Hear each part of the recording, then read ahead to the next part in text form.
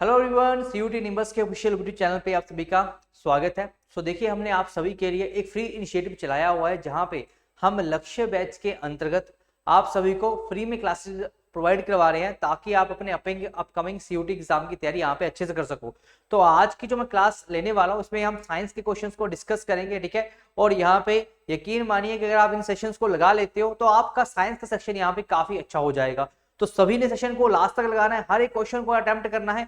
हर एक क्वेश्चन के साथ मैं कुछ एडिशनल इन्फॉर्मेशन भी दूंगा, उसको नोट करते जाना, क्योंकि हो सकता है कि वहां से एग्जाम में क्वेश्चन आ जाए या डायरेक्ट एग्जाम में क्वेश्चन आ जाए, क्योंकि ये क्वेश्चंस का लेवल आपका ज्यादा डिफिकल्ट नहीं होता है, लेकिन आपको सिंपल और बेसिक चीजें यहाँ से पता होनी चाहिए, ठीक है। तो चलिए फिर यहाँ पे करते हैं स्टार्ट हमारे सेशन की।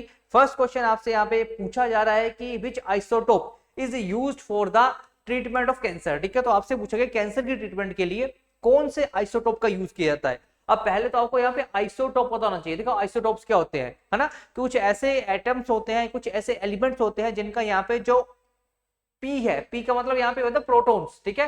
प्रोटॉन से हम क्या सीखते हैं, आपका एटॉमिक नंबर, मतलब ऐसे एलिमेंट जिनका जो एटॉमिक नंबर है, ठीक है, वो यहाँ पे क्या होगा, सेम होगा, लेकिन मास नंबर क्या होगा, यहाँ पे मास नंबर यहाँ पे आपका अलग अलग होगा। तो मास नंबर अलग अलग होगा, एटॉमिक नंबर यहाँ पे सेम होगा, ठीक है। तो उसको क्या बोलते हैं हम यहाँ पे, आपका आइसोटोप बोलते हैं। जैसे हाइड्रोजन के तीन होते हैं, जैसे एक 1H1 लिखते हैं, फिर 1H2 लिखते हैं, फिर हम यहाँ पे 1H3 लिखते हैं, तो इसको बोलते हैं प्रोटियम, इसको बोलते हैं ड्यूटीरियम, इसको बोलते हैं यहाँ पे ट्रिटियम। और यहाँ पे जो ड्यूटीरियम है आपका, ये जो आइसोटोप है, इसका एक रूप होता है जिसको बोलते हैं D2O, इसको बोलते हैं ड्यूटीरियम ऑक्साइड। कहाँ पे यूज किया जाता है, आपके जो भी आपके न्यूक्लियर पावर रिएक्टर होते हैं, ठीक है, जो न्यूक्लियर पावर प्लांट्स होते हैं, वहां पे इसका यूज किया जाता है एज ए कूलेंट, ठीक है। तो मतलब आपका जो भी न्यूक्लियर पावर रिएक्टर होते हैं, ठीक है, उनको कूल भी करना होता है, तो एज ए कूलेंट के रूप में यहाँ पे इसका यूज किया जाता है ड्यूटीरियम का। वैसे ही आपसे पूछा गया है कि कौन सा आइसोटोप है जिसका हम यहाँ पे कैंसर की ट्रीटमेंट के लिए यूज करते हैं। तो रेडियम है, कोबाल्ट है, आयोडीन है एंड आपका यूरेनियम है। तो याद रखना यहाँ पे कोबाल्ट आइसोटोप है जिसका यहाँ पे कोबाल्ट का क्या बोलते हैं, C60, ठीक है। कोबाल्ट का हम यहाँ पे करते हैं C60 आइसोटोप का यूज करते हैं किसकी ट्रीटमेंट करने के लिए, कैंसर की ट्रीटमेंट करने के लिए। वैसे यहाँ पे कार्बन का क्या होता है, कार्बन का C14 भी होता है, ठीक है। एक होता है कार्बन का C14, ठीक है। वैसे कार्बन का कितना होता है, कार्बन का एटॉमिक नंबर होता है 12, लेकिन इसका आइसोटोप है एक आपका C14। इसका कहाँ पे यूज करते हैं, तो यहाँ पे आपका अगर बात की जाए तो यहाँ पे डेटिंग में, ठीक है, आपका यहाँ पे कौन सी जो जहाँ पे आपका अलग अलग एजेस प्रोवाइड करने के लिए, ठीक है, जो एजेस का पता करने के लिए फॉसिल फ्यूल्स की, ठीक है, उसको क्या बोलते हैं, कार्बन डेटिंग। कार्बन डेटिंग में इसका यूज किया जाता है, ठीक है। तो ये आपने यहाँ से ध्यान रखना है। और यहाँ पे आंसर क्या आएगा आपका, कोबाल्ट यहाँ पे राइट आंसर हो जाएगा पर्टिकुलर क्वेश्चन का। आगे बढ़ते हैं। आगे बोला गया कि जो डेफिशिएंसी होती है विटामिन डी की, ठीक है, उसकी वजह से क्या होता है। अब आपको देखो मेन विटामिन पता होने चाहिए, ठीक है, और यहाँ से उनके केमिकल नेम पता होना चाहिए और उनसे जुड़ी हुई बीमारियां पता होनी चाहिए, ठीक है। अब जैसे आपका विटामिन डी यहाँ पूछा गया है, इसके अलावा कोई और भी पूछा जा सकता है। और विटामिन होते कैसे, तो याद रखना इनको क्या बोलते हैं, इनको बोलते हैं माइक्रो न्यूट्रिएंट्स, ठीक है। क्या बोलते हैं हम इनको, माइक्रो न्यूट्रिएंट्स बोलते हैं, ठीक है। मतलब ऐसे पोषक तत्व जो हमारी बॉडी में चाहिए लेकिन कम अमाउंट में चाहिए, ठीक है, होने चाहिए, कम अमाउंट में होने चाहिए, उनको बोलते हैं माइक्रो न्यूट्रिएंट्स, ठीक है। अब ये दो कैटेगरीज में होती है विटामिन की, ठीक है। तो विटामिन की दो कैटेगरीज होती है, वो कौन कौन से होते हैं, एक आपके होते हैं वाटर सोल्यूबल, एक मतलब पानी में घुलने वाले होते हैं, एक आपके यहाँ पे फैट सोल्यूबल होते हैं। अब वाटर सोल्यूबल कौन कौन से होते हैं, तो दो याद रखने आपने, B and C water soluble होते हैं। इसके अलावा सारे कैसे होते हैं, फैट सोल्यूबल होते हैं। अब आपको पता है कि वाटर में घुलने वाले बस दो ही हैं, बी और सी है। इसका मतलब बाकी जितने भी होंगे वो कहाँ घुलेंगे, वो फैट में घुलेंगे, ठीक है, ये आपने याद रखना है।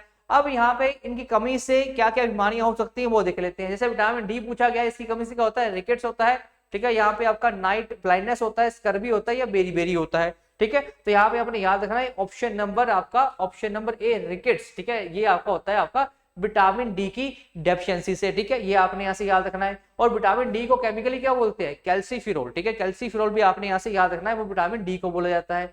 नाइट ब्लाइंडनेस किस विटामिन कमी की वजह से होती है, विटामिन ए आपने यहाँ से याद रखना है। स्कर्वी के लिए आपने विटामिन सी याद रखना है। बेरी के लिए आपने यहाँ पे विटामिन बी याद रखना है कि विटामिन बी कम हो जाए, बेरी सी कम हो जाए, स्कर्वी ए कम हो जाए, तो यहाँ पे नाइट ब्लाइंडनेस स्कर्वी में क्या होता है, आपके मसूड़ों में खून आना शुरू हो जाता है, ठीक है, वो आपके यहाँ पे स्कर्वी के लक्षण होते हैं। और यहाँ पे आंसर आपका ऑप्शन नंबर ए रहेगा, दैट इज यहाँ पे आपका रिकेट्स यहाँ पे राइट आंसर हो जाएगा। अगला क्वेश्चन मूव करते हैं जी, ठीक है। होप करता हूँ मजा आ रहा होगा लगाने में। लास्ट आपका यहाँ पे प्रहार है, तो सभी ने यहाँ पे अच्छे से क्वेश्चंस की प्रैक्टिस करनी है। उन क्वेश्चंस में कोई डाउट आता है फिर उस टॉपिक का पढ़ो, फिर क्वेश्चंस को करो, ठीक है, क्योंकि क्वेश्चंस ही हैं आपके, एमसीक्यू क्वेश्चंस ही आएंगे। अगर वो अच्छे से कर पाए तो आपका इजीली यहाँ पे किसी अच्छे कॉलेज में एडमिशन हो जाएगा। क्या बोला जा रहा है क्वेश्चन नंबर 3 में कि जो एमीटर है is use to measure dash flow in the device. ठीक है, तो देखो एमीटर बोलते हैं कौन से फ्लो को मेजर करता है डिवाइस में, क्या फोर्स को मेजर करता है, क्या वोल्टेज को मेजर करता है, क्या करंट को मेजर करता है, या फिर रेजिस्टेंस को मेजर करता है। तो याद रखना है आपका जो एमीटर है, ठीक है, ये क्या मेजर करता है, आपका करंट को मेजर करता है। अब देखो एमीटर लगता कहाँ पे है, किसी ना किसी आपका यहाँ पे सर्किट होगा ना, सर्किट में क्या क्या होता है, ठीक है, सपोज करो एक बल्ब लगाया हुआ है, बल्ब के साथ हमने यहाँ पे एक बैटरी लगा दी है, बैटरी में स्विच लगाया हुआ है, ठीक है, स्विच भी ऑन ऑफ करना पड़ेगा। अब आपसे पूछ लिया बताओ जी यहाँ पे एमीटर कहाँ लगाते हैं, तो हमेशा याद रखना जो एमीटर है वो कहाँ पे लगाते हैं, सीरीज में लगाते हैं। ठीक है, कहाँ पे लगाते हैं, सीरीज में एमीटर को लगाया जाता है। ठीक है, और अगर मैंने यहाँ पे लगाना है, ये क्या होता है, देखो ये क्या पैरेलल, पैरेलल का मतलब क्या होता है आपस में नहीं मिल रहे, तो ऐसा कनेक्शन कैसा होगा, पैरेलल कनेक्शन हो जाएगा। लेकिन अगर मेरे कोई ऐसा कनेक्शन है कि यहाँ पे एक यहाँ पे, इसको बोलते हैं सीरीज कनेक्शन, इसको अगर ऐसे सामने आमने सामने तो ये पैरेलल हो जाएगा, यहाँ पे रखा हुआ तो ये आपस में कैसे सीरीज में है, और ये कैसे आपस में सीरीज में है, पैरेलल में ये दो है और आपकी ये दो है। तो याद रखना ये कनेक्शन कैसा होता है, इसको बोलते हैं सीरीज कनेक्शन। ठीक है, और इसको बोलते हैं पैरेलल कनेक्शन। तो जो वोल्ट मीटर होता है ना आपका, वोल्ट मीटर वो कहाँ पे रखते हैं, पैरेलल कनेक्शन में रखते हैं। तो ये आपने यहाँ से याद रखना है। ठीक है, और अगर रेजिस्टेंस की बात की जाए, ठीक है, रेजिस्टेंस का सिंबल आर होता है, इसकी यूनिट क्या होते हैं, ओम होते हैं, ये आपने यहाँ से याद रखना है। ठीक है, करंट को रोकने का काम कौन करता है, रेजिस्टेंस करता है। ठीक है, तो वोल्टेज आपका यहाँ पे अगर बात की जाए जो पोटेंशियल डिफरेंस होता है, ठीक है, पोटेंशियल डिफरेंस इसको मेजर कौन करता है, तो वोल्ट मीटर करता है। फोर्स की यूनिट क्या होते हैं आपके, न्यूटन होते हैं। ठीक है, और वोल्टेज आपकी वोल्ट में मेजर करते हैं ना, कितने वोल्ट है ना, तो आपने देखा भी होगा अपने चार्जर्स के ऊपर किसी पे लिखा होता है 5 वोल्ट। ठीक है, यहाँ पे आपका या फिर आपका आज वॉट लिखा होता है, 55 वॉट लिखा होता है, उसमें वोल्ट में लिखा होता है कि यहाँ पर उसका पोटेंशियल डिफरेंस कितना है। ठीक है, आगे बढ़ते हैं।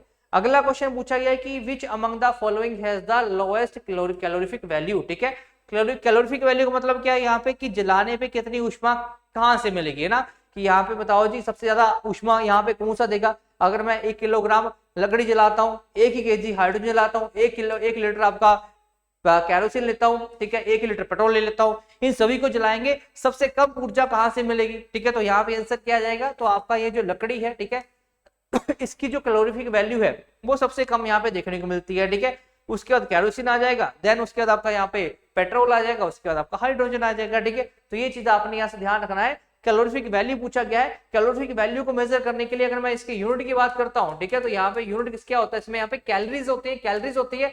या फिर जो एनर्जी की बात की जाए तो इसमें कितनी एनर्जी होगी, तो हम जूल को देखेंगे। ठीक है, तो जूल का यूज किया जाता है एनर्जी को मेजर करने के लिए, और कैलोरीज हम देखते हैं यहाँ पे कैलोरीफिक वैल्यू को देखने के लिए, कितनी कैलोरीज यहाँ पे बर्न करी है, आपने देखा होगा। ठीक है, तो वो एनर्जी के ही आपके एक तरह की यूनिट देखने को मिलते हैं कैलोरीज में। ठीक है, आगे बढ़ते हैं। आगे बोला गया what is the value of absolute zero temperature in the kelvin scale, है ना। क्वेश्चन क्या है कि एब्सोल्यूट जीरो का आपकी जो वैल्यू है, ठीक है, ये आपकी केल्विन स्केल पे क्या होती है। अब देखो आपकी अलग अलग स्केल होती है, एक आपकी सेल्सियस स्केल होती है, एक आपकी केल्विन स्केल होती है, एक आपकी फ़ारेनहाइट स्केल होती है। तो आपसे बोला गया एब्सोल्यूट जीरो के बारे में। देखो एब्सोल्यूट जीरो क्या होता है, ऐसा मिनिमम टेम्परेचर, ठीक है, जिसको यहाँ पे अचीव किया जा सकता है, उसको बोलते हैं यहाँ पे एब्सोल्यूट जीरो। ठीक है, तो ये अगर मैं बात करता हूं तो ये होता है -273.15 डिग्री सेल्सियस। ठीक है, तो -273 होगा तो इसका मतलब ये डिग्री सेल्सियस में है। अगर मैं यहाँ पे बात करता हूँ, आपसे पूछे केल्विन में पूछा गया है, तो केल्विन और सेल्सियस का रिलेशन क्या होता है, तो kelvin is equal to C + 273 होता है। ठीक है, क्या होता है, अगर मैं यहाँ पे सेल्सियस में 273 प्लस कर दूंगा तो क्या बन जाएगा, केल्विन बन जाएगा। अब आपको यहाँ पे पता होगा कि अगर केल्विन में ये 273 है माइनस का, तो ये प्लस का 273 है, तो केल्विन में कितना आएगा, तो यहाँ पे 0 केल्विन आ जाएगा। तो यहाँ पे आपका आंसर क्या रहेगा, ऑप्शन नंबर बी, यहाँ पे 0 केल्विन आपका आंसर आ जाएगा कि कौन सी वैल्यू होती है एब्सोल्यूट जीरो की यहाँ पे किसमें, केल्विन स्केल में। ये आपने यहाँ से याद रखना है। ठीक है, अब आपसे एग्जाम में क्वेश्चन क्या आ सकता है कि जैसे ये थर्मोमीटर है, ठीक है, यहाँ पे आपने देखा होगा लिक्विड भी यहाँ पे एक होता है, जैसे अपने मुंह में डालते हो, ठीक है, तो आपका बॉडी का टेम्परेचर जब मेजर करता है तो लिक्विड यहाँ पे बढ़ता जाता है। अब ये लिक्विड कौन सा होता है, तो मरकरी। आपने यहाँ से याद रखना है कि मरकरी को हम यहाँ पे एज ए लिक्विड की तरह यूज करते हैं। कहाँ पे, आपके थर्मोमीटर में। क्यों यूज करते हैं, क्योंकि यहाँ पे होता क्या है ना, जितना टेम्परेचर बढ़ता है उतना ही यहाँ पे मरकरी का लेवल बढ़ता जाता है। ठीक है, जैसे जैसे टेम्परेचर बढ़ेगा उसी तरह से आपका मरकरी का लेवल बढ़ेगा। ऐसे नहीं कि टेम्परेचर जितना बढ़ा मरकरी लेवल इतना बढ़ गया। तो यहाँ पे मतलब एक परफेक्ट लिक्विड होता है ना, तो यहाँ पे इसके सरफेस से स्टिक होता है, मतलब इसमें एरर आने के चांसेस सबसे कम होते हैं। ठीक है, तो इसलिए यहाँ पे मरकरी का यूज किया जाता है आपके यहाँ पे थर्मोमीटर में। तो ऑप्शन नंबर बी आपका यहाँ पे राइट आंसर हो जाएगा। ठीक है, तो देखो यहाँ पे हम सिंगल क्वेश्चन देख रहे हैं, वहीं से हम यहाँ पे 4-5 क्वेश्चन और निकाल रहे हैं, ठीक है। तो ये सेशन आपका कम से कम 50-60 क्वेश्चन का रहने वाला है, ठीक है। तो यहाँ पे इसको लगाओगे तो इतने क्वेश्चन तो आपके आराम से हो जाएंगे। आगे बढ़ते हैं। अगला आपसे क्या पूछा गया कि एट विच प्लेस, ठीक है, on earth the value of gravity is maximum, ठीक है। तो यहाँ पे क्या बोला गया, ठीक है, वैसे तो आपकी मैक्सिमम ग्रेविटी है ना सरफेस पे ही होती है, ऊपर जाएंगे सरफेस से या सरफेस के नीचे जाएंगे तो ग्रेविटी की वैल्यू आपकी कम होती जाएगी, ठीक है। लेकिन आपसे पूछा गया कि सरफेस ऑफ अर्थ पे भी सबसे ज्यादा वैल्यू ग्रेविटी की यहाँ पे कहाँ पे होती है, ठीक है, ये आपसे यहाँ पे पूछा गया है, ठीक है। तो यहाँ पे देखो क्या है, ट्रॉपिक ऑफ कैप्रिकॉर्न के ऊपर, इक्वेटर के ऊपर, पोल्स के ऊपर, या फिर आपका यहाँ पे ट्रॉपिक ऑफ कैंसर के ऊपर। अगर मैं धरती को बनाता हूं तो यहाँ पे ऐसे ओवल शेप की धरती होती है, ठीक है। तो यहाँ पे सेंटर से ये वाला जो पॉइंट होता है इसको क्या बोलते हैं, इसको बोलते हैं इक्वेटर, ठीक है। और ये वाले पॉइंट जो होते हैं वो क्या है, इनको बोलते हैं पोल्स, ठीक है। सेंटर सबसे पास क्या है, यहाँ पे सबसे कम डिस्टेंस किसका है, पोल्स का डिस्टेंस है, ठीक है। तो पोल्स का डिस्टेंस अगर सबसे कम है, ठीक है, तो यहाँ पर आपकी जो ग्रेविटी की वैल्यू है, ठीक है, वो सबसे ज्यादा होगी, ठीक है। तो यहाँ पे याद रखना है जितना कम डिस्टेंस होता है ना आपका सेंटर से, ठीक है, उतना उसकी जो वैल्यू है वो ज्यादा देखने को मिलती है। इसका डिस्टेंस ज्यादा है तो इसकी ग्रेविटी की वैल्यू क्या होगी, वो कम होगी। इसकी जो ग्रेविटी की वैल्यू वो यहाँ पे ज्यादा होगी या मैक्सिमम होगी। तो ऑप्शन नंबर सी आपका यहाँ पे राइट आंसर हो जाएगा, ठीक है। अब आपसे पूछ ले जाए, बताओ जी जो आपकी एक्सेलरेशन ड्यू टू ग्रेविटी है इसकी वैल्यू क्या होती है, तो होती है 9.8 मीटर सेकंड इनवर्स टू, ये आपने याद रखना है, ये होती है आपकी एक्सेलरेशन ड्यू टू ग्रेविटी की value 9.8 metre second inverse two, ठीक है। और ये अगर मीटर सेकंड इनवर्स टू की बात करते हैं तो ये किसके यूनिट होते हैं, तो आपके एक्सेलरेशन के यूनिट होते हैं, ठीक है, किसके होते हैं, एक्सेलरेशन के। अब आपसे पूछ लिया गया एक्सेलरेशन कैसी क्वांटिटी है ना, कैसी क्वांटिटी की बात करता हूं तो ये आपको यहाँ पे वेक्टर क्वांटिटी होती है। कैसी होती है, वेक्टर क्वांटिटी होती है, मतलब ऐसी क्वांटिटी है जिसकी आपकी यहाँ पे डायरेक्शन भी होती है और जिसका मैग्नीट्यूड भी होता है, मतलब यहाँ पे इसकी वैल्यू भी होगी और एक दिशा भी होगी इसकी, ठीक है। तो उसको बोलते हैं वेक्टर क्वांटिटी। तो ये आपने यहाँ से याद रखना है, ठीक है। ऑप्शन नंबर सी आपका राइट आंसर हो जाएगा। आगे बढ़ते हैं जी। अगला क्वेश्चन पूछा गया है कि what is the source of formic acid, ठीक है। फॉर्मिक एसिड लिखा हो या फिर इसको एक और जगह से लिखते हैं, इसको बोलते हैं मिथेनोइक एसिड, ठीक है। क्या बोलते हैं, मिथेनोइक एसिड भी इसको बोला जाता है। या तो फॉर्मिक एसिड लिखा होगा या तो मिथेनोइक एसिड लिखा होगा, दोनों आपने याद रखने हैं। आपसे क्या पूछा गया है कि यहाँ पे सोर्स क्या है आपका, फॉर्मिक या मिथेनोइक एसिड का। इनमें से आपका यहाँ पे एंट मतलब चींटी है, टमाटर है, अदरक है, ठीक है, या फिर आपका यहाँ पे क्या है, एप्पल है, ठीक है। तो आपने यहाँ पे बताना है जल्दी से, आंसर क्या आ जाएगा। देखो आंसर की अगर मैं बात करता हूं तो यहाँ आपका जो चींटी का डंक होता है ना, ठीक है, जो आपका जब काटती है तो वो एसिड रिलीज करती है, वो कौन सा होता है, एसिड आपका यहाँ पे मिथेनोइक एसिड होता है। ये चीज आपने यहाँ से ध्यान में रखनी है। अब अगर बात की जाए, देखो इसके डंक में क्या होता है, एसिड होता है। इसको अगर मैंने खत्म करना है तो मैं इसमें क्या डालूंगा, इसमें डालूंगा बेस, ठीक है। हमेशा याद रखना जब कोई एसिड खत्म करना होगा तो बेस वहां पे डालेंगे। जब ये दोनों मिलते हैं तो ये क्या बनाते हैं, ये बनाते हैं पानी, ठीक है, पानी प्लस सोल्ट बनाते हैं ये, ठीक है। ये आपने यहाँ से है ना सोल्ट प्लस वाटर बनाते हैं जब हम एसिड प्लस बेस मिलते हैं, इसको बोलते हैं न्यूट्रलाइजेशन रिएक्शन। आपने यहाँ से याद रखना है, ठीक है। उदासीकरण यहाँ पे प्रक्रिया इसको बोला जाता है, न्यूट्रलाइजेशन रिएक्शन यहाँ पे इसको बोला जाता है, ठीक है। तो ये आपने याद रखना है कि इसमें आप बेस कौन सा डालते हैं, तो आपने बेकिंग सोडा याद रखना है, ठीक है। बेकिंग सोडा क्या होता है, बेस होता है। बेकिंग सोडा या बेकिंग पाउडर आपने याद रखना है, किसको लगाएंगे, जहां पे चींटी ने काटा होगा तो आपको वहां पे आराम मिलेगा, ठीक है, दर्द बहुत कम होगी। उसके अलावा अगर वहां पे आपका टमाटर भी लिखा हुआ है, टमाटर में कौन सा एसिड होता है, तो ऑक्सैलिक एसिड, ठीक है। कौन सा एसिड होता है, ऑक्सैलिक एसिड आपको यहाँ पे टमाटर में देखने को मिलता है।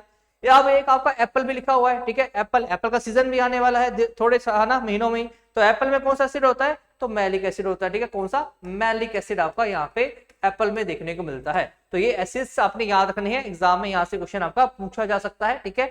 तो ये आपने यहाँ से ध्यान में रखना है। आगे बढ़ते हैं। आगे बोला जा रहा है कि आपकी जो अनएरोबिक डीकंपोजिशन है, ठीक है, is carried out in the absence of, ठीक है। तो यहाँ पे अनएरोबिक का मतलब यहाँ पे क्या होता है, अनएरोबिक मतलब होता है in the absence of oxygen. क्या होता है, इन द एब्सेंस ऑफ यहाँ पे ऑक्सीजन, की जो भी प्रक्रिया ऑक्सीजन की अनुपस्थिति में हो रही है, वहां पे ऑक्सीजन का यूज नहीं हो रहा है, उसको क्या बोलेंगे, एनएरोबिक बोलेंगे। तो यहाँ पे ये बोला गया कि यहाँ पे किसकी एब्सेंस में होती है, कार्बन डाइऑक्साइड, ऑक्सीजन, हाइड्रोजन या फिर मिथेन। तो याद रखना यहाँ पे ऑक्सीजन आपका राइट आंसर हो जाएगा। अब मिथेन भी है आपका यहाँ पे, जिसको बोलते हैं CH4, ठीक है। मिथेन का फॉर्मेशन कहाँ से होता है, ठीक है। तो जो भी आपका यहाँ पे जैसे आपकी जो फसलें होती है, हरी जो चीजें होती है, ठीक है, जब उनका यहाँ पे क्या होता है, अपघटन होता है, जब वो विघटित होती है, ठीक है। जैसे आपका यहाँ पे काऊ का डंग होता है, जो गोबर है, वहां से क्या निकलता है, मिथेन निकलता है, ठीक है। मिथेन CH4 इसका फॉर्मूला होता है, और इसको यहाँ पे एक गैस के नाम से जानते हैं, इसको बोलते हैं मार्श गैस, ठीक है। याद रख लेना यहाँ पे मार्श गैस किसको बोला जाता है, तो मीथेन को यहाँ पे मार्श गैस के नाम से जानते हैं, ये आपको यहाँ से पता होना चाहिए। ठीक है, अब जब अनएरोबिक आपकी यहाँ पे डिकम्पोजिशन हो रही है, अगर हमारी बॉडी में होती है ये रिएक्शन, तो क्या बनता है, तो आपकी बॉडी में बनता है लैक्टिक एसिड। ठीक है, लैक्टिक एसिड हमारी बॉडी में बन जाता है। ठीक है, तो ये आपने यहाँ से याद रखना है, जिसकी वजह से हमारी बॉडी में क्या आते हैं, क्रैम्प आ जाते हैं। ठीक है, तो ये आपने याद रखना है। ऑप्शन नंबर यहाँ से ए आपका, ऑप्शन नंबर बी आपका यहाँ पे राइट आंसर हो जाएगा, है ना, आपका यहाँ पे ऑक्सीजन आंसर आएगा। आगे बढ़ते हैं। अगला क्वेश्चन पूछा गया आपसे कि which of the following instrument is used to measure the speed of wind. ठीक है, तो आपका यहाँ पे जो हवा की गति है, हवा की गति को यहाँ पे अगर आपने मापना है तो इसके लिए हम कौन से इंस्ट्रूमेंट का यूज करेंगे। ठीक है, तो यहाँ पे आंसर क्या आएगा, यहाँ पे एनेमोमीटर आएगा, सिस्मोमीटर आएगा, बैरोमीटर आएगा, या फिर हाइड्रोमीटर आएगा। देखो यहाँ पे मैं अगर बात करता हूँ यहाँ पे हाइड्रोमीटर से, ठीक है, देखो जो हाइड्रोमीटर है ये क्या करता है, ये आपका दो काम कर सकता है। देखो या तो ये आपका स्पेसिफिक ग्रेविटी, टर्म याद रखना यहाँ पे, स्पेसिफिक ग्रेविटी, या तो इसको मेजर करेगा, ठीक है, या तो फिर आपका यहाँ पे डेंसिटी, अलग अलग जो आपके लिक्विड है, ठीक है, अलग अलग जो लिक्विड्स है, ठीक है, उनकी जो डेंसिटी है उसको मेजर करने का काम कौन करता है, तो हाइड्रोमीटर करता है।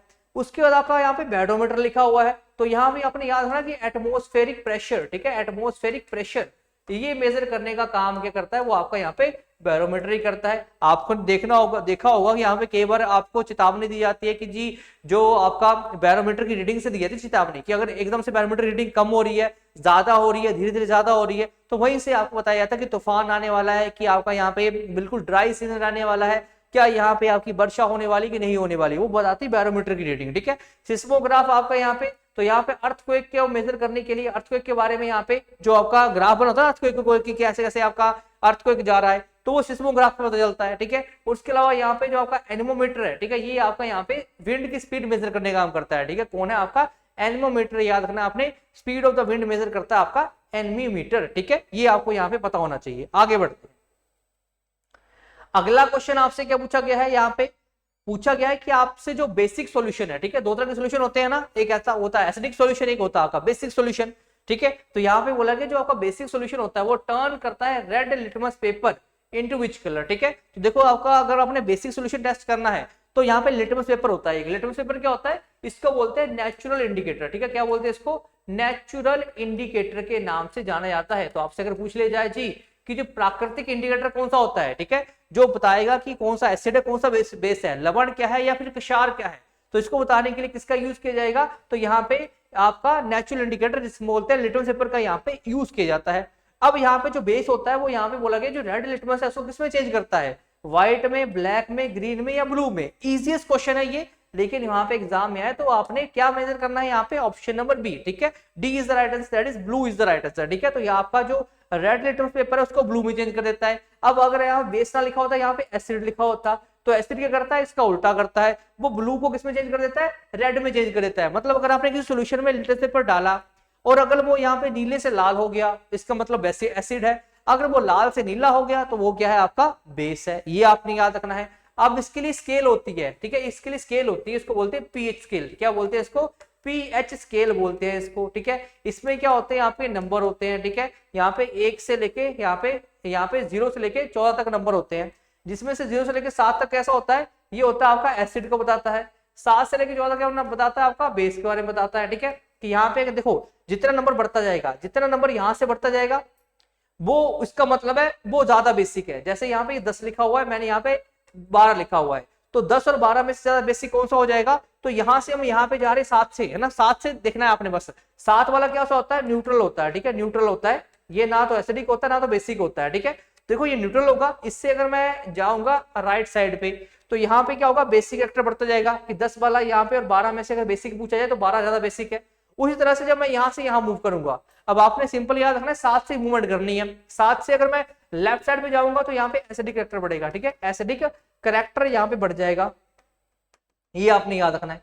यहाँ से लेफ्ट जाऊंगा एसिडिक कैरेक्टर बढ़ेगा, राइट जाऊंगा बेसिक कैरेक्टर बढ़ेगा। इसका मतलब यहाँ पे लिखा होगा 1 2 3 4, तो आपसे पूछ लीजिएगा एक की पीएच 2 है, एक की पीएच 4 है, ज्यादा एसिडिक कौन है, तो 2 वाला ज्यादा एसिडिक है, क्योंकि हम यहाँ से यहाँ तक जा रहे हैं। ठीक है, और इस साइड पे आपकी एसिडिटी बढ़ रही है, मतलब ये कम एसिडिक है, ये उससे ज्यादा, ये उससे ज्यादा, ये सबसे ज्यादा है। ठीक है, तो ये आपने बस 7 को यहाँ पे एक आपने स्टार्टिंग पॉइंट मानना है। इस इधर जाओगे, ठीक है, लेफ्ट पे जाओगे तो एसिडिटी बढ़ेगी, राइट में जाओगे तो आपकी बेसिसिटी बढ़ेगी वहां पे, ठीक है। और यहाँ पे आंसर क्या आएगा आपका, ऑप्शन नंबर डी यहाँ से राइट आंसर हो जाएगा। आगे बढ़ते हैं जी, क्वेश्चन नंबर 11 आपसे पूछा जा रहा है कि the property of the metals by which they can be beaten into the sheets, ठीक है। तो आपको मेटल नॉन मेटल के बारे में पता होना चाहिए कि यहाँ पे ऐसी कौन सी प्रॉपर्टी होती है मेटल की जिसकी वजह से हम उनको लंबी लंबी शीट्स में यहाँ पे कन्वर्ट कर सकते हैं, ठीक है। छोटे से पीस को बड़ी सी शीट में कन्वर्ट कर सकते हैं। जैसे आपने यहाँ पे सुना होगा ना, जैसे आपने देखा होगा ये चांदी का बर्क लगाया हुआ है इस मिठाई पे, ये सोने का बर्क लगाया हुआ है, तो मतलब उस सोने को उन्होंने पीट पीट के इतनी बारीक लेयर बना दी जो आपकी ईटेबल भी है, ठीक है। तो मतलब यही फर्क मतलब हुआ। तो वहां पे मतलब एक प्रॉपर्टी होती है उसमें मेटल की, वो कौन सी होती है, एक वो पहली है मेलेबिलिटी, देन है डक्टिलिटी, देन है लस्टर, देन है आपका यहाँ पे सोनरस। तो देखो यहाँ पे वन बाय वन सभी को डिस्कस कर लेते हैं। मेलेबिलिटी देखो ऐसी प्रॉपर्टी होती है, पहला आंसर यही है जिसकी वजह से मेटल को शीट में कन्वर्ट कर सकते हैं, ठीक है, जैसे सोना चांदी है। उस तरह से डक्टिलिटी है, डक्टिलिटी का मतलब क्या होता है कि हमने एक पीस लिया मेटल का, इसको हमने लंबी वायर की फॉर्म में चेंज कर दिया, वायर बना दी मैंने, इतनी लंबी बना दी इतने छोटे पीस से, ठीक है। तो वो होती है आपकी डक्टिलिटी। लस्टर क्या होता है, चमकदार, की आपकी जो धातुएं होती है वो कैसी होती है, वो चमकदार काफी होती है, ठीक है, काफी लस्टरस होती है, ठीक है। आगे है सोनरस, ठीक है। तो ये भी प्रॉपर्टी किसकी, मेटल की वो क्या करती है आपकी बहुत ज्यादा तेज ध्वनि को उत्पन्न करती है। तो यहाँ पे सभी का आपने याद रखना है, लेकिन शीट में बदलने के लिए की प्रॉपर्टी को क्या बोलते हैं यहाँ पे, मेलेबिलिटी के नाम से हम जानते हैं, ये आपको यहाँ से पता होना चाहिए, ठीक है। आगे बढ़े, अगला देखो यहाँ पे बोला गया कि इन ह्यूमन ब्लड, ठीक है, जो हीमोग्लोबिन होता है वो कहाँ पे प्रेजेंट होता है, ठीक है। तो देखो हीमोग्लोबिन यहाँ पे कहाँ प्रेजेंट होता है, ह्यूमन ब्लड में, ठीक है। आपका व्हाइट ब्लड सेल्स में, रेड ब्लड सेल्स में, प्लेटलेट्स में या फिर लिम्फ में, कहाँ प्रेजेंट होगा हीमोग्लोबिन। तो याद रखना यहाँ पे जो हमारे रेड ब्लड सेल्स होते हैं यहाँ पे प्रेजेंट होता है आपका हीमोग्लोबिन, ठीक है, ये आपको पता होना चाहिए, ठीक है। और ये सारे प्रोसेस कहाँ पे होती है, प्लाज्मा, ठीक है। हमारा जो ब्लड है, ठीक है, यहाँ पे अगर बात की जाए तो यहाँ पे कितना पार्ट किसका होता है, तो प्लाज्मा, प्लाज्मा याद रखना यहाँ पे हमारे ब्लड में जहाँ पे ये सारे तैरते हैं, ये जो आरबीसी डब्ल्यूबीसी प्लेटलेट्स है, ये जिस लिक्विड मीडियम में तैरते हैं, जिस द्रव्य पदार्थ में तैरते हैं, उसको क्या बोलते हैं, प्लाज्मा बोलते हैं। और यहाँ पे जो प्लाज्मा होता है हमारे शरीर में वो 55% होता है, और जो बाकी आपके आरबीसी डब्ल्यूबीसी और प्लेटलेट्स है ये आपके 45% होता है, ये आपने यहाँ से ध्यान में रखना है, ठीक है। और अगर बात की जाए यहाँ पे कि जो आपका लाल रंग है वो, ठीक है, वो आपका हेम की वजह से होता है, ठीक है। और अगर यहाँ पे आयरन भी आपने याद रखना कि आयरन भी आपका यहाँ पे इंपॉर्टेंट है, खून की अगर कमी हो जाए, एनीमिया हो जाए, इसका मतलब है यहाँ पे कि आयरन की कमी बॉडी में हो गई है। तो ये 2-3 चीजें आपने यहाँ से याद रखनी है। अब एक और चीज आपने याद रखनी है कि यहाँ पे आपके जो डब्ल्यूबीसी या आरबीसी या प्लेटलेट्स है, ठीक है, इनका जो फॉर्मेशन है वो कहाँ पे होती है, तो यहाँ पे एक जगह होती है बोलते हैं बोन मैरो, ठीक है, क्या बोलते हैं, बोन मैरो। इसमें यहाँ पे याद रखना है आपका कि जो ये आपके आरबीसी डब्ल्यूबीसी और प्लेटलेट्स है इनकी फॉर्मेशन होती है, ठीक है। अगर ये ना हो तो यहाँ पे इनकी फॉर्मेशन नहीं हो पाएगी, ठीक है। तो आपको फिर हर महीने के बाद आपको या कुछ टाइम पीरियड के बाद आपको क्या करना पड़ेगा, आपका जो ब्लड है वो यहाँ पे चेंज करवाना पड़ेगा। आगे बढ़ते हैं जी, है ना। अगला देखते हैं क्वेश्चन क्या पूछा गया है। आगे पूछा गया है magnetite is an ore of which metal, ठीक है, बताओ जल्दी से, जो किस मेटल का ओर होता है आपका मैग्नेटाइट, ठीक है। देखो ओर क्या होता है, ओर होती है मतलब ऐसी स्टेज जहां पे आपका जो मेटल है उसमें इंप्योरिटीज भी है ना। अब कोई भी आपको मेटल मिलेगा, कहीं भी खान से कुछ मिला है तो प्योर तो होगा नहीं, उसको प्योर करना पड़ेगा। तो जिस प्रक्रिया से, ठीक है, ओर से अगर मेटल बनाने की प्रोसेस, ठीक है, मतलब जिस फॉर्म में आपको यहाँ पे ये मिलती है नेचुरल फॉर्म में, ठीक है, तो यहाँ पे उसको हम ओर बोलते हैं, मिनरल बोल देते हैं। और ऐसे ओर जिनको हम निकाल पाते हैं, ठीक है, ऐसे मिनरल्स जिनको हम यहाँ पे कन्वर्ट कर पाते हैं, एक तो पैसे के तौर पे भी सस्ता होना चाहिए और हमारे लाभदायक भी होना चाहिए, उसको बोलते हैं ओर। तो आपसे बोला गया कि मैग्नेटाइट का ओर इनमें से क्या होता है, तो आयरन होता है, एल्यूमिनियम होता है, जिंक होता है या फिर कॉपर होता है। तो याद रखना मैग्नेटाइट का ओर क्या होता है आपका, आयरन यहाँ पे मैग्नेटाइट का ओर होता है। तो ऑप्शन नंबर ए आपका आंसर आ जाएगा। अब इसके अलावा भी आपको कुछ और यहाँ पता होना चाहिए, जैसे आयरन का एक तो आपका मैग्नेटाइट होता है, एक आपका यहाँ पे हेमेटाइट भी होता है। हेमेटाइट मैग्नेटाइट ये आपके आयरन के ओर होते हैं। जैसे एल्यूमिनियम का काफी फेमस ओर है कौन सा, बॉक्साइट। बॉक्साइट किसका ओर है, एल्यूमिनियम का ओर आपका बॉक्साइट है। जैसे जिंक का ओर पूछ लिया जाए तो आपने यहाँ पे जिंक ब्लेंड आपने यहाँ से याद रखना है, ठीक है, ये आपका किसका ओर है, जिंक का ओर है। कॉपर का बात की जाए तो यहाँ पे कॉपर पायराइट किसका ओर है, यहाँ पे कॉपर का ओर है, ठीक है। तो ये आपने ओर्स के नाम यहाँ से याद रखने हैं जो आपके फेमस है, वहां से एग्जाम में क्वेश्चन आपका यहाँ पे पूछा जा सकता है, ठीक है।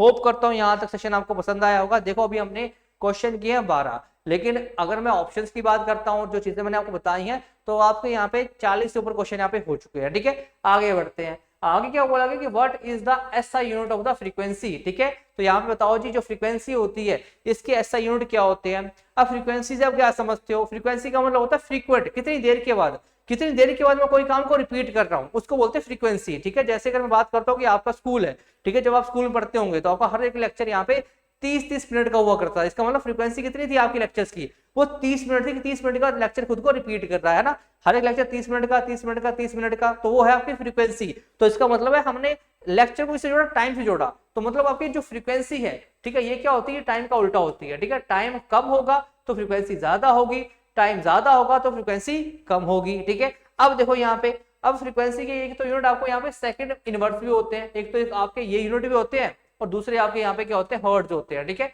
फ्रीक्वेंसी को हम यहाँ पे हर्ट्ज में भी मेजर करते हैं, HZ आपका सिंबल होता है हर्ट्ज का, ठीक है।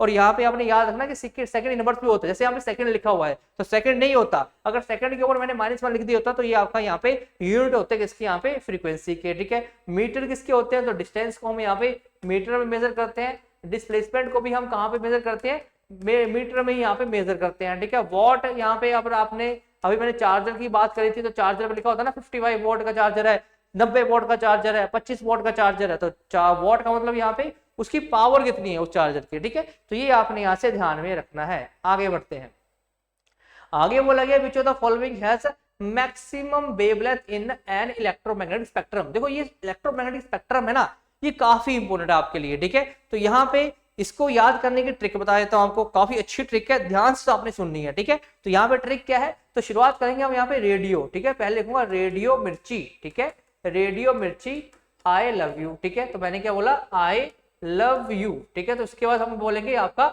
एक्स रेज, ठीक है, और बाद में बोलेंगे हम यहाँ पे गामा रेज, ठीक है। ध्यान से सुनना सभी ने इसको, ठीक है। तो यहाँ पे देखो ये जो आपका मैंने क्रम लगाया है ना, ये आपका यहाँ पे क्या है, ये आपका डिक्रीजिंग वेवलेंथ पे है। डिक्रीजिंग वेवलेंथ का मतलब है सबसे ज्यादा वेवलेंथ इसकी होगी, फिर जहां जहां मैं जाता जाऊंगा वो कम होती जाएगी इस लेवल पे, ठीक है।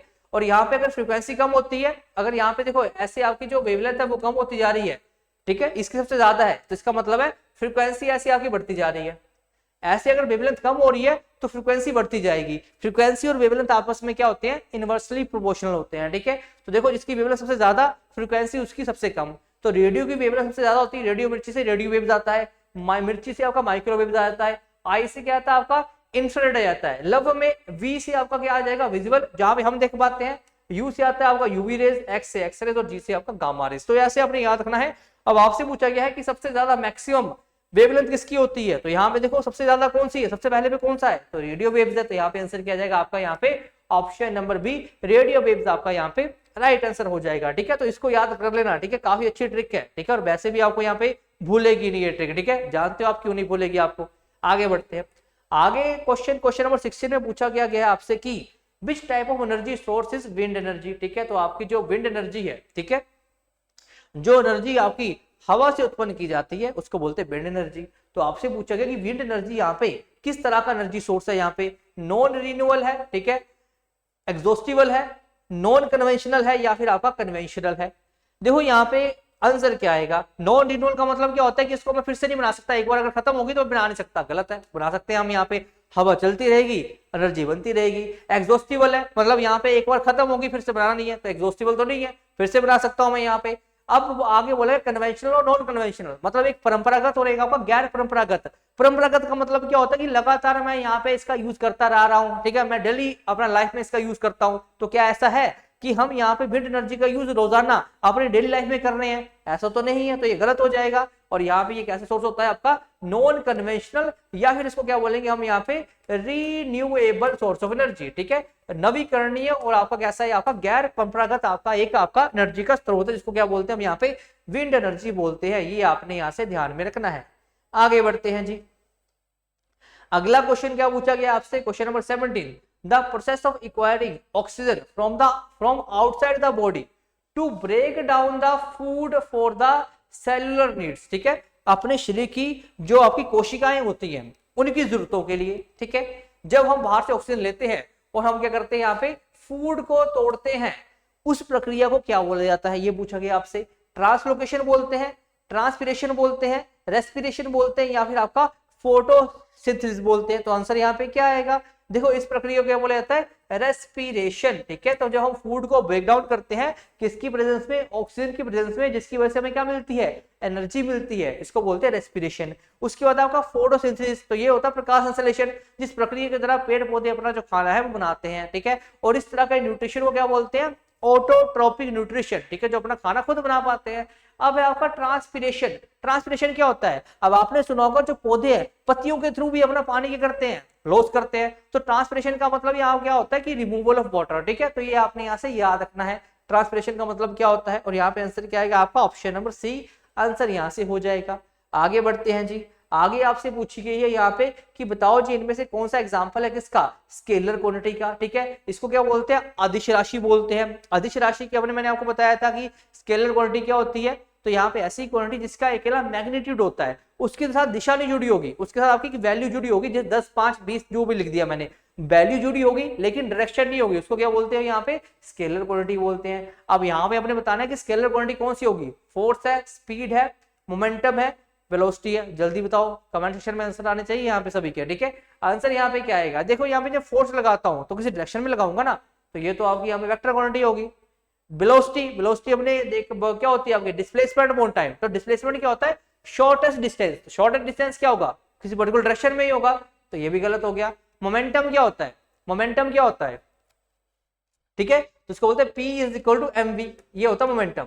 मोमेंटम क्या था, P is equal to mv, तो मास इंटू वेलोसिटी। तो यहाँ पे तो वेलोसिटी आ गई, वेलोसिटी आ गई, इसका मतलब यहाँ पे भी क्या आ गया आपका, यहाँ पे वेक्टर क्वांटिटी होगी। अब एक ही बची आपकी स्पीड। स्पीड क्या होती है आपकी यहाँ पे, स्केलर क्वांटिटी होती है, दैट इज यहाँ पे ऑप्शन नंबर बी आपका राइट आंसर हो जाएगा। Option number B is right answer, ठीक है। आगे बढ़ते हैं जी। अगला क्वेश्चन देखो क्या पूछा गया आपसे, पूछा गया है कि which of the following devices is used to measure the electrical resistance in the circuit, ठीक है। तो आपसे क्या पूछा गया है कि सर्किट के अंदर आकर आपने इलेक्ट्रिकल रेजिस्टेंस को मेजर करना है, तो यहाँ पे मैं किस चीज का यूज करूंगा, कौन सी डिवाइस का यूज करूंगा, गैल्वेनोमीटर, वोल्ट मीटर, एमीटर, या फिर आपका यहाँ पे ओहम मीटर। मैंने अभी आपको लेक्चर की शुरुआत में हमने देखा था कि रेजिस्टेंस के यूनिट क्या होते हैं, ओहम होते हैं। हमने वहीं से मैंने बोल दिया था कि यहाँ पे, तो यहाँ से आप इतना अंदाजा लगा सकते हो कि अगर रेजिस्टेंस यूनिट ओहम होते हैं, कुछ भी नहीं पता है, तो यहाँ पे क्या लगाओगे, ओहम मीटर तो लगा के आओगे ना, कि नहीं लगाओगे, बताओ जल्दी से, लगाओगे ना ओहम मीटर, क्योंकि अभी हमने देखा कि ओहम किसके यूनिट होते हैं, आपके रेजिस्टेंस के। अब गैल्वेनोमीटर क्या करता है, ये आपका डिटेक्ट करता है, किसको डिटेक्ट करेगा, डिटेक्टिव है ये, किस चीज का डिटेक्टिव है ये, तो ये है आपका करंट को यहाँ पे डिटेक्ट करता है। ये देखना है आपने, सॉकेट पे देखना है, टेस्टर देखना, आपके घरों में टेस्टर होता है, उसके पीछे एक स्क्रू होता है, टेस्टर के मतलब यहाँ पे क्या होगा, पेचकस होगा, पेचकस के पीछे क्या लगा होता है, लाइट से लगी होती है, उसको सॉकेट में डालोगे वहां लाइट जल जाएगी, लाइट जल जाएगी तो इसका मतलब है वहां पे क्या है, करंट है, ठीक है। वही आपका इंस्ट्रूमेंट क्या होता है, गैल्वेनोमीटर होता है। वोल्ट मीटर वोल्टेज को काम करता है, मेजर करता है। एमीटर आपका यहाँ पे करंट को मेजर करता है, लेकिन करंट को डिटेक्ट कौन करता है, वो करता है यहाँ पे, ये वैल्यू नहीं बताएगा उसकी कि वैल्यू कितनी है, 10 एम्पीयर है, 5 एम्पीयर है, 2 एम्पीयर है, ये कुछ नहीं बताएगा ऐसा। ये सिंपल क्या बताएगा, ये सिंपल बताएगा यहाँ पे किसके बारे में, ये सिंपल बताएगा यहाँ पे कि करंट है या नहीं है, ठीक है, इतना बता देगा बस, ये ना। तो ये होता है आपका यहाँ पे गैल्वेनोमीटर, लेकिन आंसर यहाँ पे क्या आएगा आपका, ओहम मीटर, यहाँ पे आंसर आपका आ जाएगा। आगे बढ़ते हैं जी क्वेश्चन नंबर 20 पे। तो यहाँ पे क्या बोला गया कि which acid is used in the body to help the digestion, ठीक है। तो हमारी बॉडी में जो पाचन प्रक्रिया है उसको करने के लिए कौन सा एसिड होता है, ठीक है। तो हमारी बॉडी में एसिड होता है, ठीक है, पेट में एसिड होता है हमारा, ठीक है, जो कई बार हमारा क्या होता है ना, आपने देखा होगा कई बार जलन महसूस होती है। कब महसूस होती है, जब बहुत ज्यादा तला खाना खाते हो, फास्ट फूड बहुत खाते रहोगे, ठीक है, तो वो एसिड क्या करता है, ऊपर आ जाता है, ठीक है, तो इसकी वजह से जलन महसूस होती है। और वही एसिड जब पेट में होता है तो हमारी जो डाइजेशन की प्रक्रिया है, जो पाचन की प्रक्रिया है, उसको सही करने का काम करता है। कौन सा एसिड होता है वो, hydrochloric acid, sulphuric acid, acetic acid, या फिर यहाँ पे क्या बोलते हैं, बोरिक एसिड। अब देखो इसका आंसर यहाँ पे क्या आएगा, आंसर यहाँ पे रहेगा आपका हाइड्रोक्लोरिक एसिड। फॉर्मूला क्या होता है इसका, HCl होता है, ये आपने याद रखना है। इसके बाद आपका सल्फ्यूरिक एसिड है। अगर आपसे पूछ लिया जाए कि केमिकल, किंग ऑफ केमिकल्स, ठीक है, किंग ऑफ केमिकल्स किसको बोला जाता है, ठीक है, तो आपका यहाँ पे सल्फ्यूरिक एसिड को ही बोला जाता है। H2SO4 आपने यहाँ से ध्यान रखना है, ठीक है। उसके बाद आपका यहाँ पे एसिटिक एसिड है, ठीक है, इसको क्या बोलते हैं, CH3COOH, ठीक है। और ये आपने सुना होगा, आपने बड़े प्यार से यहाँ पे प्याज में डाल के इस चीज को खाया होगा, ठीक है। जब प्याज में डालते हैं तो बड़ा स्वाद आता है प्याज का, ठीक है, तो वो किसको डालते हैं, सिरका को ही डालते हैं, ठीक है। तो सिरका क्या एक एसिड है, बट एक ऐसा एसिड है जिसको हम खा सकते हैं, ठीक है। तो इसको खा नहीं सकते, इसको खाओगे तो जल जाओगे, ठीक है, लेकिन इसको खाओगे तो आपको यहाँ पे टेस्ट भी आएगा। तो याद रखना यहाँ पे एसिटिक एसिड सिरका CH3COOH, ठीक है, याद रखना इसके बारे में। आगे बढ़ते हैं। आगे पूछा गया आपसे कि एड्स, ठीक है, जो एड्स का वायरस है, पहले तो आपने याद है कि एड्स क्या है, एड्स किसकी वजह से होता है, वायरस की वजह से कि बैक्टीरिया की वजह से। तो याद है कि एड्स क्या है, एक आपका वायरस है। जैसे कोविड-19 क्या था, एक वायरस था, बैक्टीरिया नहीं था ना। तो याद है ना, एसिड क्या है आपका, एड्स क्या है आपका, यहाँ पे वायरस है। तो यहाँ पे बोला गया कि इसमें क्या होता है, आरएनए होता है या फिर डीएनए होता है, ठीक है, आरएनए या फिर डीएनए। अब देखो आरएनए क्या होता है, इसको बोलते हैं राइबोन्यूक्लिक एसिड, ठीक है, क्या बोलते हैं, राइबोन्यूक्लिक एसिड। और डीएनए क्या होता है, डीऑक्सी राइबोन्यूक्लिक एसिड, ठीक है। तो ये आपने याद था, डीऑक्सी होता है, ये राइबो होता है। मतलब इसकी शक्ल कैसी होती है, तो यहाँ पे एक की शक्ल कुछ ऐसी होती है, ये शक्ल गलत बनेगी, शक्ल गलत बन के सही बनाते हैं इसको, एक यहाँ पे अब बनी सही, ठीक है। एक की शक्ल ऐसी होती है, एक की शक्ल ऐसी सिंपल ही होती है, ये होती है आपकी आरएनए की शक्ल, ये होती है आपकी यहाँ पे डीएनए की शक्ल, ठीक है। और इसके अंदर क्या लगे होते हैं, ऐसे स्टैंड से लगे होते हैं आपस में जोड़ने के लिए, पोड़ियां से लगी होती हैं, ठीक है, आपस में जुड़ जाएंगे। तो यहाँ पे अगर आपसे पूछ लीजिए कि एड्स में कैसा होता है, तो यहाँ पे क्या होता है, आरएनए होता है, पर कैसे वाला होता है, सिंगल वाला होता है, ठीक है। सिंगल स्ट्रैंडेड आरएनए आपका देखने को इसमें मिलता है, ठीक है। तो वो आपका एड्स में देखने को मिलता है। अब एड्स की फुल फॉर्म याद रख लेना, ठीक है, एक्वायर्ड इम्यूनो डेफिशिएंसी सिंड्रोम, ठीक है, एक्वायर्ड इम्यूनो डेफिशिएंसी सिंड्रोम होता है एड्स के लिए। वायरस किसके लिए, ये इसका वायरस का नाम क्या है, एचआईवी वायरस होता है। इसको क्या बोलते हैं, ह्यूमन इम्यूनो वायरस बोलते हैं। ये दोनों नाम आपने यहाँ से ध्यान में रखने हैं, ठीक है जी। आगे बढ़ते हैं, आज का लास्ट क्वेश्चन है आप सभी के लिए। क्या पूछा गया आपसे कि which of the following is a non metal, ठीक है, that remains liquid at room temperature, ठीक है। अब आपसे बोला कि नॉन मेटल का नाम बताओ, ठीक है, जो आपका यहाँ पे रूम टेम्परेचर पे है ना, आपका कैसा रहता है, लिक्विड कंडीशन में रहता है। तो फोस्फोरस है, ब्रोमीन है, क्लोरीन है या फिर हीलियम है।